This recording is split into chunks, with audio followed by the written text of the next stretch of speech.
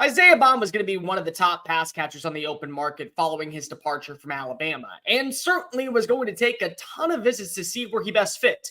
Well, Steve Sarkisian is a pretty convincing salesman because the first visit was also his last. Bond's now headed down to Austin for 2024. What does this mean for Bond? What does this mean for the Longhorns? And what exactly does this do for the persona of a program making the jump to the SEC? Let's go ahead and talk about it. But if you are new here, well, welcome on into the channel, people. My name is Cole Thompson. I'm a radio show host based in Houston, and I talk college football daily. Simply because the clock has struck zero on 2023 does not mean that we're going to stop making content. We got a bunch of new stuff coming your way. We got a banner. We're starting to do live shows this upcoming week, at least 2, if not 3 times a week. We're going to be recapping 2023, a look ahead at 2024, and a bunch of other nonsense. So what are you doing? Go ahead and smash that subscribe button down below. Leave a comment telling me your thoughts on Isaiah Bond committing to the Longhorns for 2024. Tell your friends, your family, your mortal enemies, your best of bros, Texas aficionados, and college football faithful everywhere about this channel, because we are on the race to become the #1 YouTube show talking about our favorite sport. Go ahead and follow me on social media at Mr. Cole Thompson. That way, conversations around college football never have to stop flowing. So Bond is calling this a business decision, and naturally, it would make a lot of sense. You don't know the new offense that's coming into Alabama. You aren't sold on potentially what Kalen DeBoer has to offer you. And even though you understand the concepts that are going to be run by the Crimson Tide may actually benefit your stat line, you may want to upgrade. And going into a year where you understand draft is going to be a big time deal, agents are going to be looking at you the entire time, and you also want a little bit more familiarity, you got to do what's best for you. This is the new norm of college football. If coaches are able to go ahead and walk out the door every single week, players are going to start doing the exact same thing. And so Bond now takes his talents down to the 40 acres, where he will be, in my opinion, if not the #1 receiver, a solidified #2 pass catcher, whether that be opposite of Jonte Cook, whether that be in the slot against Matthew Golden, whether that be opposite of a guy that they haven't even added yet. Yes, Texas still is adding talent. And you look at the talent that they are adding, it's just phenomenal on all different levels. But it also is a certain brand that fits the mold of what you're looking for down in Austin. For a guy like for Bond, this is going to be an exceptional fit. Veteran quarterback known that has improved with his accuracy in Quinn Ewers, and an offense that last year finished top 15 in passing, top 20 in scoring. So there's already a proof of concept that wide receivers walking into this building walk out better because they played underneath Steve Sarkisian. And it comes in a variety of forms, whether that be a veteran going from one offense led by Tom Herman to a rookie coming on in, winning Big 12 Newcomer of the Year, to a transfer. A guy like A.D. Mitchell was a superstar in the playoffs during his time in Athens, Georgia, but he didn't have that same bite that he had when he was down in the burnt orange and white. Now, we're talking about him as potentially a late day 1 prospect, maybe an early 2nd round pick for a team, and certainly going to be a difference maker on Sundays, just like he was on the 40 acres on Saturdays. That's the way that you view Bond. The proof of concept is there. And for Texas, well, this is just a move, in my opinion, that automatically says built, regroup, retool, replenish, wash, rinse, repeat.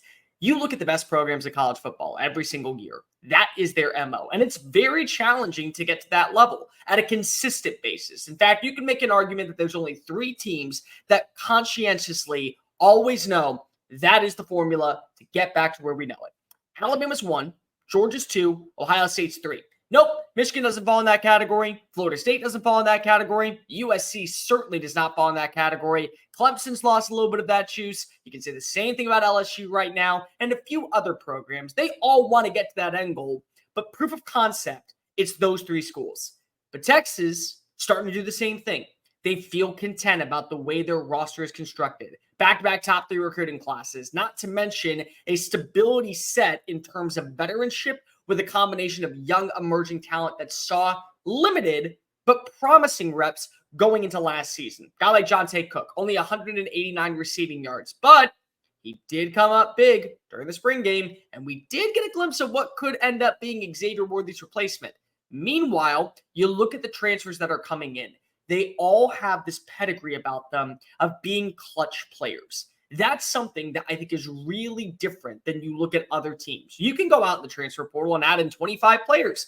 5 of them end up being superstars, 10 of them end up being role players, and the other 10 are just sitting around holding on to their bells and whistles, wondering, when do I get a shot to play? Texas isn't doing that. What Texas is doing is they are going out and they're adding difference makers at premier positions, but in the same breath, and this is the key part here, in the same breath, they also are making sure that they are studs in their own right. They've always played in the clutch moment. Andrew Mbuka, look at the defensive back. Guy was ACC Defensive Rookie of the Year in 2021. Trey Moore, edge rusher coming over from UTSA. He not only demanded excellence in the Alamo City, but he also commanded respect from every offensive tackle. Won AAC Defensive Player of the Year in his first season as a member of an AAC conference. Matthew Golden, second team All Big 12 wide receiver and special teamers. Guy knew how to return punts. Guy was exceptional on kickoff returns, and he made some magic in the open field while working alongside Clayton Tune and Donovan Smith.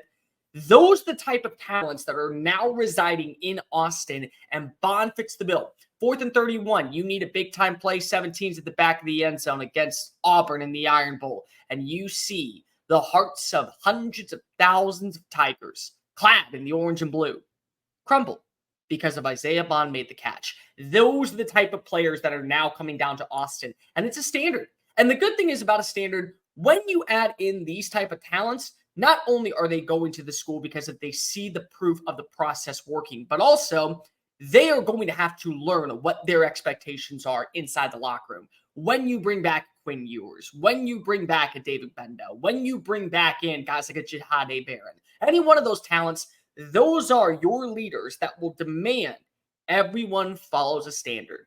They lead the practices. They lead the workout sessions. They're the ones commanding the huddle inside of every video meeting. They're the ones that are leading chapters. They're the ones that are setting the stones in place for you to walk your way into a college football playoff berth. And don't think for one second that Texas is not going to be a player in the SEC year one. Roster-wise, they're already built to contend for a spot in Atlanta. Number two, they have the right coach at the helm who's not going anywhere. Steve Sarkisian inked a pretty nice little 4-year deal that'll keep him in Austin until 2030. The veteranship as well is going to at least stabilize this roster in year one, but back-to-back top 5 recruiting classes, back-to-back top 3 recruiting classes, a first since 2019. That's what's at display. And if you need any more proof, the team that went to the college football playoff last year and ended Georgia's 29-game win streak lost by double digits to this team at home with Nick Saban at the helm. Now, I'm going to say this just to keep it straight. I believe that Alabama drastically improved since that week 2 moment. And if you saw the rematch down in Houston or in the playoff or at any point during the regular season, I do believe the entire outlook of the way that we view that game would be different. But facts are facts. That was a team from the Big 12 that marched in and handled itself against an SEC opponent. Don't tell me for one second that Texas is going to have to wait things out. No, they're going to come on in. They're going to kick somebody off at the big boy table. They're going to go tell them to sit with the kids, and they're going to be the ones that are running the show. And they still can add in exceptional talent. You know that Alabama is going to lose more players in the next several days. There's a wide receiver by the name of Silas Bolden. Some of you probably know him. Some of you probably don't. Played at Oregon State, was a phenomenal pass catcher last season for DJU, looking for a new home. Imagine adding him to your roster, and now he's your number 4, opposite of a guy like Jonte Cook. Cook's not going anywhere. He is about ready to take off and make names and kick asses in the SEC. I can promise you that much. But now you have competition for your wide receiver 2, or your wide receiver 3, or your wide receiver 4 or 5, and that's exactly what you want when you are a program destined to make it all the way to a national championship. Bond comes in and is automatically going to be a difference maker simply because of his speed, his physicality, his route running skills, his pass catching rate.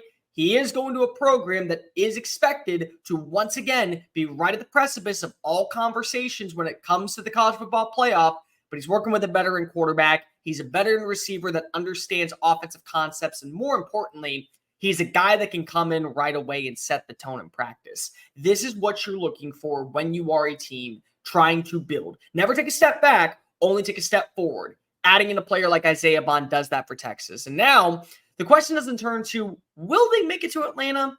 The question is, who do they face off in Atlanta, And do they even have a shot to take down the mighty Texas Longhorns? Hey guys, thank you so much for watching that video. Don't hit the X button yet. Make sure you hit subscribe to keep up with all of our daily content found on Just Saying It and anything else that we post on this channel. Bye.